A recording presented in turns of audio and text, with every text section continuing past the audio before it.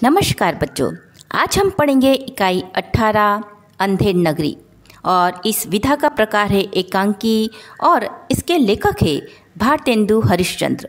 उनका जन्म 1850 और निधन 1885 ईस्वी सन में हुआ। भारतेंदु हरिश्चंद्र आधुनिक हिंदी साहित्य के पितामह यानी दादा कहे जाते हैं।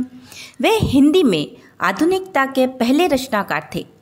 इनका मूल नाम हरिश्चंद्र था। भारतेंदु उनकी उपाधि थी। हिंदी साहित्य में आधुनिक काल का प्रारंभ भारतेंदु हरिश्चंद्र से माना जाता है। भारतीय नवजागरण के अग्रदूत के रूप में प्रसिद्ध भारतेंदु जी ने देश की गरीबी, पराधीनता यानी कि गुलामी, शासकों के अमानवीय शोषण के चित्रण को ही अपने साहित्य का लक्ष्य बनाया। हिंदी को राष्ट्रभाषा के रूप में प्रतिष्ठित करने की दिशा में उन्होंने अपनी प्रतिभा का उपयोग किया। भारतेंदु बहुमुखी प्रतिभा के धनी थे। हिंदी पत्रकारिता, नाटक और काव्य के क्षेत्र में उनका बहुमूल्य योगदान रहा। हिंदी में नाटकों का प्रारंभ भारतेंदु हरिश्चंद्र से माना जाता है।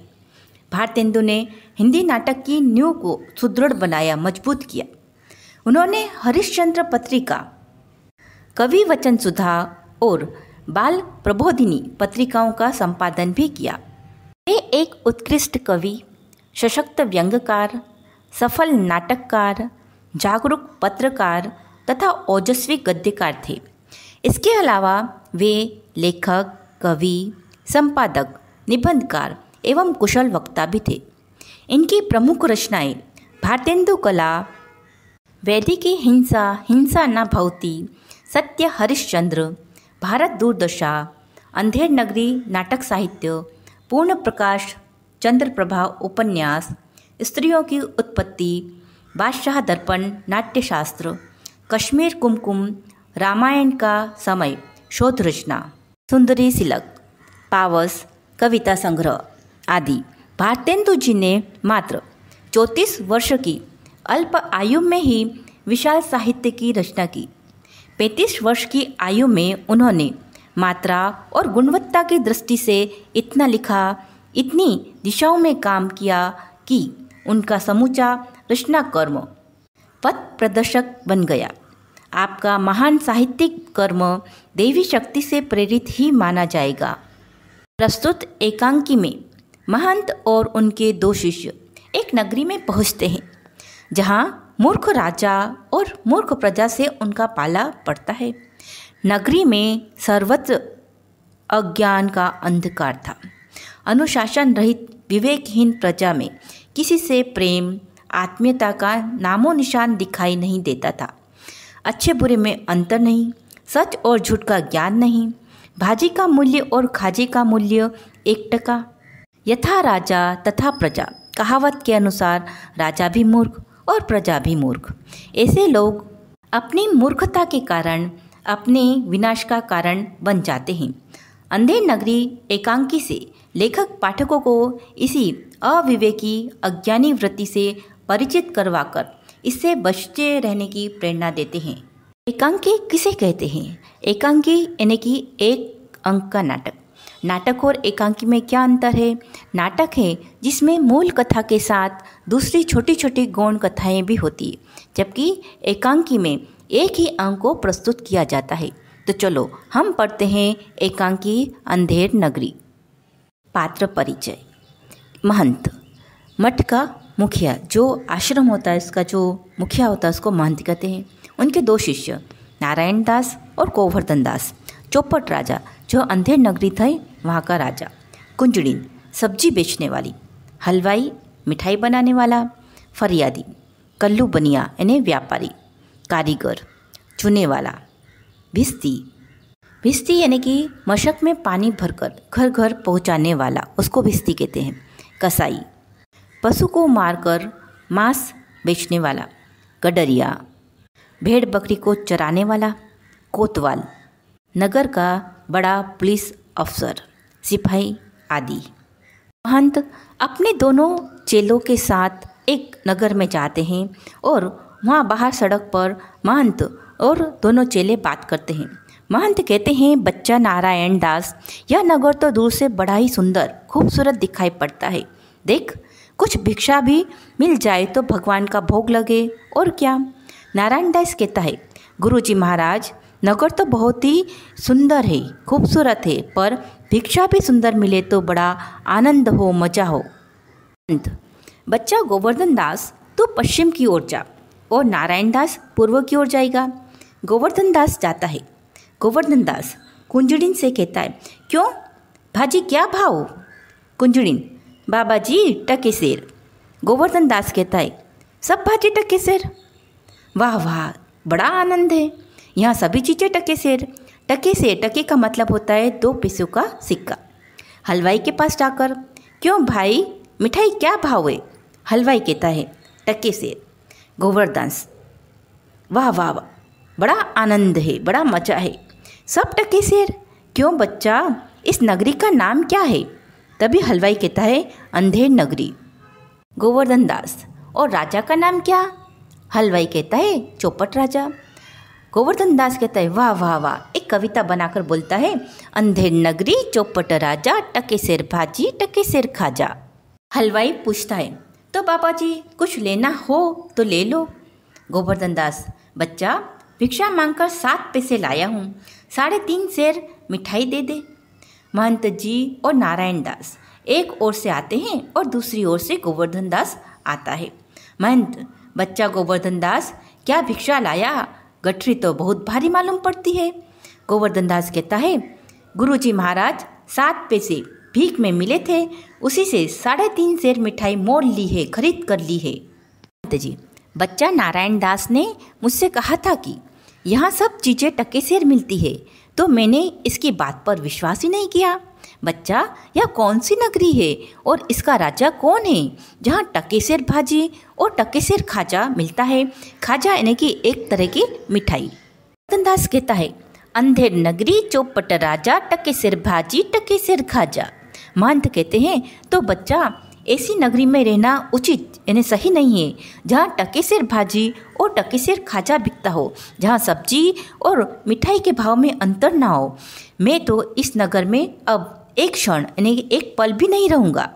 गोवर्धन दास कहता है, गुरुजी, मैं तो इस नगर को छोड़कर नहीं जाऊँगा, और जगह दिन भर मांगो तो भी पेट नहीं भरता, मैं तो यहाँ ही रहूँगा। महंत कहते हैं, देख मेरी बात मान, नहीं तो पीछे पछताएगा। मैं तो जाता हूँ, पर इतना कह जाता हूँ कि कभी संकट पड़े तो याद करना। यह कहते हुए महंत वहाँ से चले गए। राजा का दरबार लगा हुआ है। राजा, मंत्री और नौकर लोग यथास्थान यानी अपने अपने स्थान पर बैठे हैं। तभी एक आदमी आता है, कहता है, दुहाई हो दुहाई। ऐसा शब्द राजा सुनता है तो राजा कहता है, कौन चिल्लाता है, उसे बुलाओ तो। 2 नौकर एक फरियादी को लाते हैं। फरियादी कहता है, दुहाई महाराज दुहाई। राजा कहता है, बोलो क्या हुआ? फरियादी कहता है, महाराज, कल्लू बनिए की दीवार गिर पड़ी, सो मेरी बकरी उसके नीचे दब गई, न्याय हो। राजा कहता है, कल्लू को पकड़ कर लाओ। 2 नौकर लोग दौड़कर बाहर से बनिए को पकड़ लाते हैं। राजा कहता है, क्यों रे बनिए, इसकी बकरी दब कर मर गई। कल्लू बनिया कहता है, महाराज, मेरा कुछ दोष नहीं, कारीगर ने ऐसी दीवार बनाई कि गिर पड़ी। राजा कहता है, अच्छा कल्लू को छोड़ दो, कारीगर को पकड़ कर लाओ। कल्लू जाता है और नौकर कारीगर को पकड़ कर लाते हैं। राजा, क्यों रे कारीगर, इसकी बकरी कैसे मर गई? कारीगर, महाराज, चुने वाले ने चुना ऐसा खराब बनाया कि दीवार गिर पड़ी। राजा कहता है, अच्छा उस चुने वाले को बुलाओ। कारीगर निकल जाता है, चुने वाले को पकड़कर लाया जाता है। राजा कहता है, क्यों रे चुने वाले, इसकी बकरी कैसे मर गई? वाला कहता है, महाराज, भिस्ती ने चूने में पानी ज़्यादा डाल दिया, इसी से चूना कमज़ोर हो गया। महाराज कहते हैं, तो भिस्ती को पकड़ो। भिस्ती को लाया जाता है।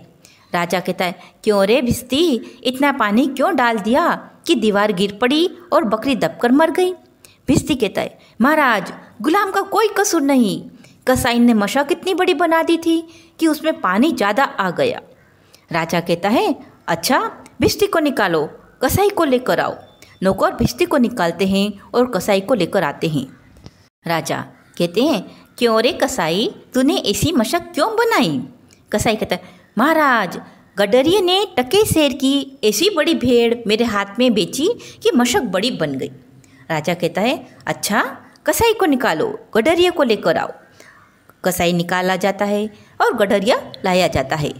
राजा कहते हैं, क्यों रे गडरिये, ऐसी बड़ी भेड़ क्यों बेची?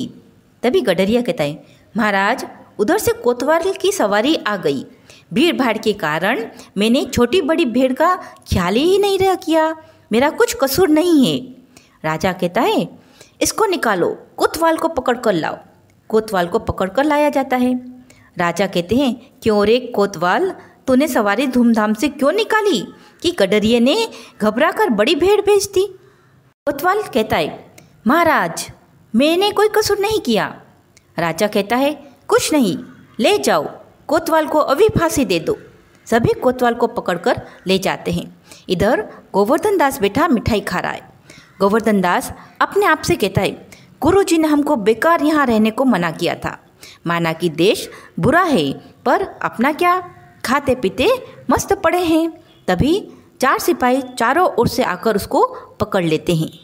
सिपाही कहते, चल बे चल, मिठाई खाकर खूब मोटा हो गया है, आज मजा मिलेगा।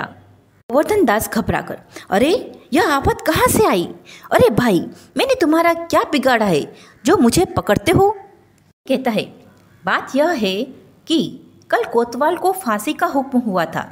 जब उसे फांसी देने को ले गए तो फांसी का फंदा बड़ा निकला, क्योंकि कोतवाल साहब दुबले पतले हैं।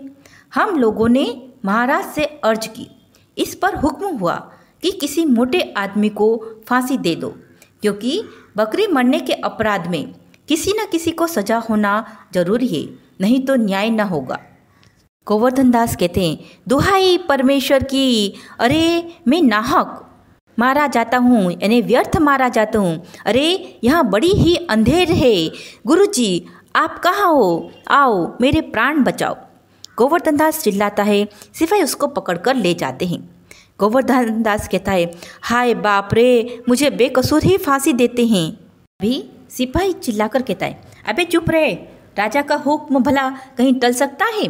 गोवर्धन दास कहता है, हाय मैंने गुरुजी का कहना ना माना, उसी का यह फल है। गुरुजी कहाँ हो, बचाओ गुरुजी, गुरुजी। से उसी समय महंत वहाँ पहुँच गए। महंत कहते हैं, अरे बच्चा गोवर्धन दास, तेरी यह क्या स्थिति है? गोवर्धन दास हाथ जोड़कर कहता है, गुरुजी दीवार के नीचे बकरी दब गई, जिसके लिए मुझे फांसी दी जा रही है, गुरुजी बचाओ। महंत कहते, कोई चिंता नहीं। बहुत चढ़ाकर सिपाही से कहते हैं, सुनो, मुझे अपने शिष्य को अंतिम उपदेश दे देने दो।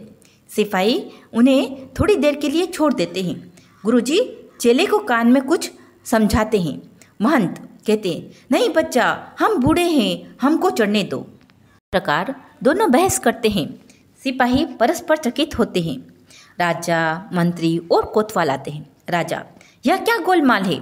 सिपाही कहते हैं, महाराज चेला कहता है मैं फांसी चढ़ूंगा और गुरु कहता है मैं चढ़ूंगा, कुछ मालूम नहीं पड़ता कि क्या बात है। राजा कहते हैं गुरुजी से, बाबा जी बोलो, आप फांसी क्यों चढ़ना चाहते हैं? ऐसे कहते हैं, राजा इस समय ऐसी शुभ घड़ी में जो मरा सीधा स्वर्ग जाएगा। मंत्री, तब तो हम फांसी चढ़ेंगे। गोवर्धन दास कहता है, नहीं, हमको हुक्म है। तो कोतवाल कहता है, हम लटकेंगे, हमारे कारण ही तो दीवार गिरी। तभी राजा कहता है, चुप रहो सब लोग, राजा के जीते जी और कौन स्वर्ग जा सकता है, तो हमको फांसी चढ़ाओ, जल्दी करो, जल्दी करो। और नौकरों ने राजा को फांसी पर चढ़ा दिया। इसीलिए इसे अंधेर नगरी कहा गया है। अंधेर नगरी का अर्थ है ऐसा शहर जहाँ अज्ञान का बोलबाला है, वहाँ ना कोई कायदा है और ना कोई कानून, वहाँ अच्छे बुरे सच झूठ में कोई अंतर नहीं है। राजा और प्रजा दोनों मूर्ख हैं, सभी चीज़ें एक ही भाव में बेची जाती हो, ऐसी नगरी में कभी भी नहीं रहना चाहिए, कभी भी लालच में नहीं आना चाहिए। इसीलिए कहावत है, यथा राजा तथा प्रजा, जैसा राजा होगा वैसी ही उनकी प्रजा होगी।